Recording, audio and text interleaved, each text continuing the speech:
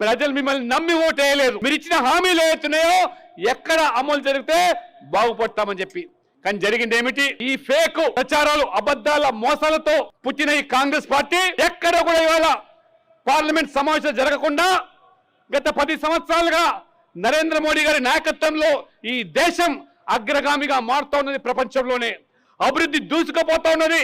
పేదలకు ఇవాళ ఆ పథకాలు చివరి వ్యక్తికి అందుతూ ఉన్నాయి. కాబట్టి ప్రపంచంలోనే ఇవాళ భారతదేశం ఒక శక్తివంతమైన దేశంగా మారుతా ఉంటే, ఈ రోజు భారతదేశాన్ని విచ్ఛిన్నపరచడానికి, అస్థిరపరచడానికి, ఆర్థికంగా దెబ్బతీయడానికి, పారిశ్రామికవేత్తలకు వ్యతిరేకంగా జరుగుతున్నటువంటి కుట్రలు భగ్నం చేయడానికి ఈ త్రిభుజం అనేటువంటిది జార్జ్ సోరస్, రెండోది ఓసీసీఆర్పీ, దానికి రాహుల్ గాంధీ వంత పాడుతున్నారని చెప్పి ఈ త్రిభుజం అని చెప్పి ఆ పత్రిక విశేషమైనటువంటి ఆ వార్తలు ప్రచురిస్తే, ఏ రకంగా తెలంగాణ ప్రజలు మీరు గమనించండి.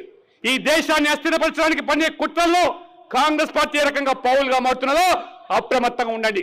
ఆనాడు ఇదే తెలంగాణలో ఫేక్ వీడియోలు సృష్టించి ఆనాడు కేంద్ర హోంమంత్రి అమిత్ షా గారు బీజేపీ అధికారులకు వస్తే రిజర్వేషన్లు రద్దు చేస్తాము, రాజ్యాంగం రద్దు చేస్తామని చెప్పి ఏ రకంగా ఫేక్ వీడియోలు సృష్టించారో ఇక్కడ కాంగ్రెస్ పార్టీ ఈ రోజు వారు అనుభవిస్తా ఉన్నారు. ఇవాళ ఖచ్చితంగా తెలంగాణ ప్రజలు నమ్మి మోసపోయినందుకు ఇవాళ భారతీయ జనతా పార్టీకి వైపు ఇవాళ ఆశతో చూస్తూ ఉన్నారు. కాబట్టి ఖచ్చితంగా భారతీయ జనతా పార్టీ తెలంగాణ ప్రజల ఆశలకు, ఆలోచనలకు అనుగుణంగా మీరు ఇచ్చిన హామీలు నెరవేర్చండి. లేకపోతే హర్యానాలో ఏ రకంగా ప్రజలు కర్రుగాల్చి వాత పెట్టారో, మహారాష్ట్రలో కాంగ్రెస్ పార్టీకి దిక్కు లేకుండా చేశారో, ఇది కాంగ్రెస్ భవిష్యత్తు మొత్తం దేశం మొత్తం కూడా తుడిచిపెట్టుకపోతా ఉన్నది. కాబట్టి తెలంగాణలో మినుకు మినుకుంటున్నటువంటి కాంగ్రెస్ పార్టీకి బుద్ధి చెప్పాల్సిన అవసరం ఉంది.